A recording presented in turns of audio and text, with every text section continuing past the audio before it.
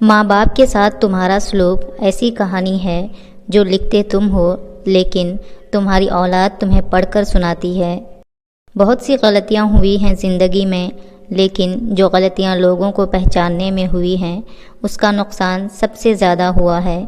ماں باپ کے نوکر بن جاؤ، رب تمہیں دنیا کا بادشاہ بنا دے گا۔ اخلاق ایسا ہیرا ہے جو ہر پتھر کو کاٹ دیتا ہے۔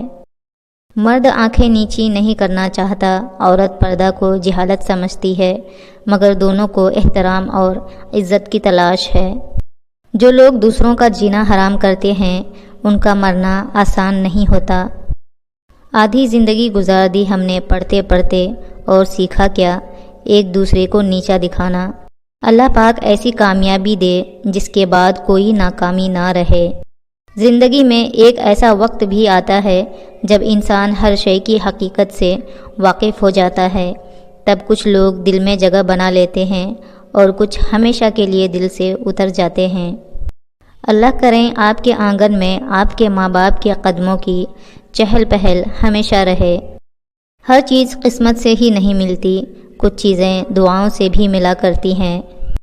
جب آپ کسی کے راستے میں روشنی کرتے ہیں تو آپ کا اپنا راستہ بھی روشن ہو جاتا ہے۔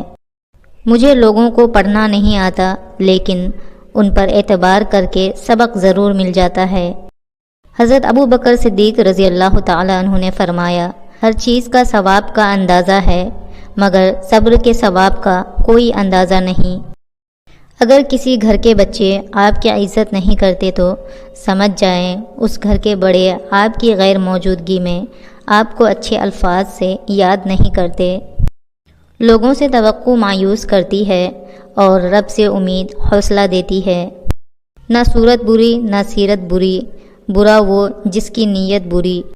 درخت جتنا اونچا ہوگا اس کا سایہ اتنا ہی چھوٹا ہوگا، اس لیے اونچا بننے کی بجائے بڑا بننے کی کوشش کیجیے۔ دھوکہ بہت وفادار ہوتا ہے، آپ جس مرضی کو دیں لوٹ کر آپ کے پاس ہی آتا ہے۔ جس نے نماز قائم کی اس نے کامیابی حاصل کی۔ زندگی کے ہر موڑ پر جہاں امتحان ہوتے ہیں وہیں اللہ کی مدد بھی موجود ہوتی ہے۔ تلخ حقیقت، رشتے تب مضبوط ہوتے ہیں جب آپ کے مالی حالات مضبوط ہوں۔ عروج کے وقت اوقات میں رہو کیونکہ زوال پوچھ کر نہیں آتا۔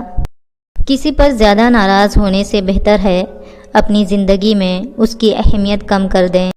ہر رکاوٹ میں کوئی نہ کوئی بہتری چھپی ہوتی ہے، یہ بات اللہ ہی بہتر جانتا ہے۔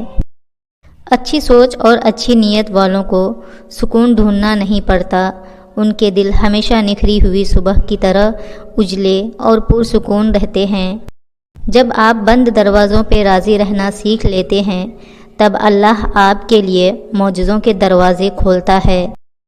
اخلاق کا تعلیم سے کوئی لینا دینا نہیں۔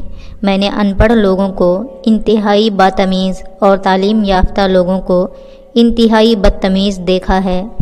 حال تو سب پوچھ لیتے ہیں لیکن خیال صرف ماں باپ رکھتے ہیں۔ غم پیسوں والوں کو بھی ہیں اور خوشیاں غریب کے پاس بھی ہیں۔ رشتہ خون کا ہو یا احساس کا، اس میں ضد نہیں آنی چاہیے، ورنہ ضد جیت جاتی ہے اور رشتہ ہار جاتا ہے۔ کچھ تعلقات چھینک کی طرح ہوتے ہیں، ختم ہوتے ہی شکر الحمدللہ کہنے کا دل کرتا ہے۔ پیسہ وہ صابن ہے جو آج کے زمانے میں ہر قسم کے داغ صاف کر لیتا ہے۔ جن کے پاس زیادہ ہے ان کے عیب زمانے والوں کو اسٹائل لگتے ہیں۔ اللہ سے مانگو پھر مانگو، مانگتے رہو، وہ دے گا، وہی دے گا کیونکہ وہی دے سکتا ہے۔ جنت کے 8 دروازے ہیں، ان میں ایک دروازے کا نام ریان ہے، جس سے داخل ہونے والے صرف روزے دار ہوں گے۔ قرآن پاک پتھر دلوں کو موم کرتا ہے، ٹوٹے دلوں کو جوڑتا ہے اور بیمار دل کی شفا ہے۔ اللہ کرے آپ کو وہ سب کچھ بہت جلد مل جائے جس کو پانے کی دعا آپ روز کرتے ہیں، آمین۔ حضرت حسن رضی اللہ تعالیٰ عنہ نے فرمایا، انسان کی تباہی 3 چیزوں میں ہے: تکبر، حرص اور حسد۔